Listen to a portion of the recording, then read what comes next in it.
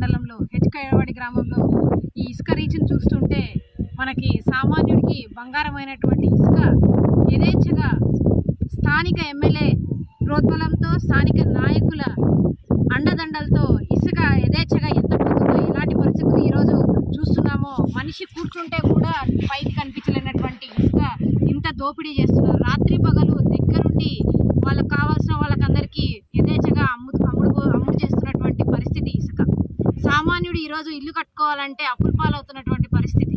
ఇలాంటి పరిస్థితిని ఈ ప్రతి గ్రామంలో ప్రతి మండలంలో రీచ్లు ఉన్న లేని దగ్గర కూడా ఈ రకంగా ఇసుక అక్రమంగా తరలిస్తున్న అధికార పక్షం ఎమ్మెల్యే కానీ అధికార పార్టీ కానీ చోద్యం చూస్తున్నారు. ఎందుకంటే వాళ్ళకు కావాల్సింది కూడా ఈ రకంగా దొంగదాటుగా అమ్ముకొని డబ్బులు తీసుకోవడమే, ప్రజల్ని ఇబ్బంది పెట్టడమే వీళ్ళకు ఉన్నటువంటి ధ్యేయం అనే ఈ సందర్భంగా ప్రతి ఒక్కరికి అర్థమవుతున్నటువంటి పరిస్థితి.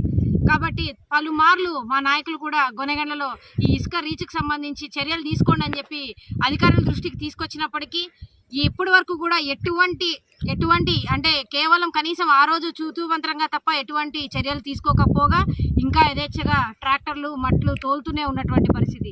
రాబోయే రోజుల్లో ఈ ఇసుక రీచ్కి సంబంధించి అక్రమ రవాణాను ఆపకపోతే ఖచ్చితంగా రాష్ట్ర కమిటీకి తెలియజేసి మా అధ్యక్షులు పవన్ కళ్యాణ్ గారికి తెలియజేసి ఖచ్చితంగా దీన్ని ఉధృతంగా ఖచ్చితంగా మేము ఈ రీచ్ని క్లోజ్ చేసే విధంగా సామాన్యుడికి ఇసుక అందుబాటులోకి వచ్చే విధంగా మేము పోరాటాలు చేస్తామని జనసేన పార్టీ తరఫున తెలియజేస్తున్నాము. ఖచ్చితంగా ఈ రవాణాని ఆపాలని జనసేన పార్టీ తరఫున డిమాండ్ చేస్తున్నాం.